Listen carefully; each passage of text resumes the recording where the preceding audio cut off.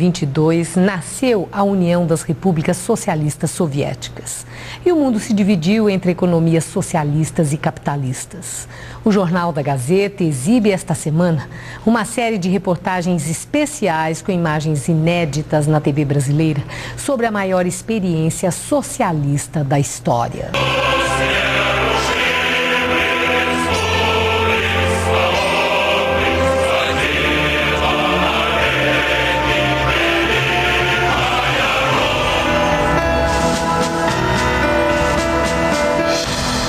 Vladimir Ilyich Ulyanov, celebrizado mundialmente como Lenin, sonhava livrar o povo russo da opressão do regime czarista e via no socialismo uma forma de alcançar esse objetivo. Sem Lenin não teria havido a revolução, não deve ser interpretado no sentido de a revolução dependeu de um acaso, ou seja, um dia nasceu um sujeito chamado Vladimir Ilyich Ulyanov, certo?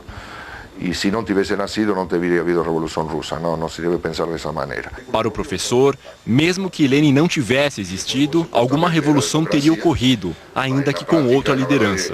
Lenin tinha um temperamento forte e pavio curto. Raramente sorria. Estava sempre ocupado demais, estudando uma forma de fazer a transição do autoritário regime czarista para um sistema político-econômico moderno e democrático. O sonho acabou levando o jovem à prisão na Sibéria diversas vezes antes da Revolução de 1917. E durante esses exílios ele desenvolveu, com base no marxismo, o leninismo, pedra fundamental do socialismo russo. Aquele cenário que Marx esperava para a Alemanha, e esperou em vão, certo? Até o final da sua vida, que era a combinação de um levante operário com uma guerra camponesa, se produziu não na Alemanha, como Marx esperava, mas na Rússia. Marx dizia que essa era a combinação invencível. Depois da Revolução de 1917, a Rússia mergulhou numa guerra civil. Os revolucionários vermelhos, bolcheviques, lutavam contra brancos, mencheviques. França, Reino Unido, Estados Unidos e mais 14 países chegaram a enviar tropas para frear os vermelhos, que tinham conquistado o poder na Revolução. O governo provisório estava dividido entre o parlamento e os sovietes, conselhos em russo. A economia estava estraçalhada e que somente uma injeção de mercado poderia reativá-la. Então voltaram para relações mercantis em muitos setores da economia em 1921 com a chamada nova política econômica.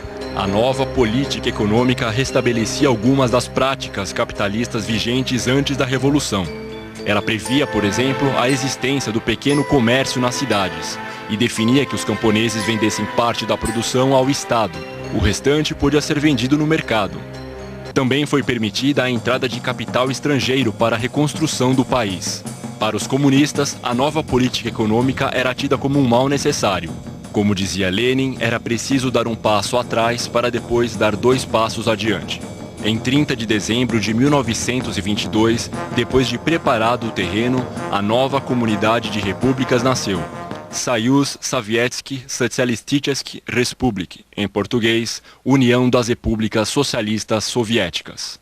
No começo eram apenas 4, Rússia, Bielorrússia, Ucrânia e a extinta República Transcaucasiana, que 14 anos depois seria desmembrada em Geórgia, Armênia e Azerbaijão.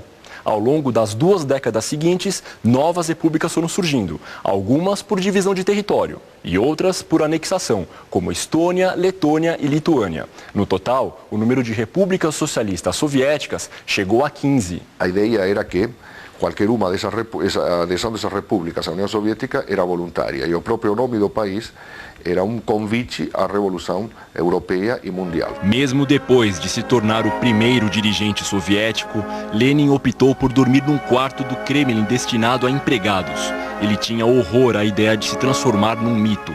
Dizia gostar de ser reconhecido como um ser humano comum, com sonhos, qualidades e defeitos. Tinha úlcera, enxaqueca e insônia. Nos últimos 2 anos de vida, sofreu uma série de derrames que o deixaram inválido. Aos 54 anos, apenas 2 anos depois da formação da União Soviética, morreu o revolucionário que pela primeira vez trouxe o socialismo dos livros para a realidade.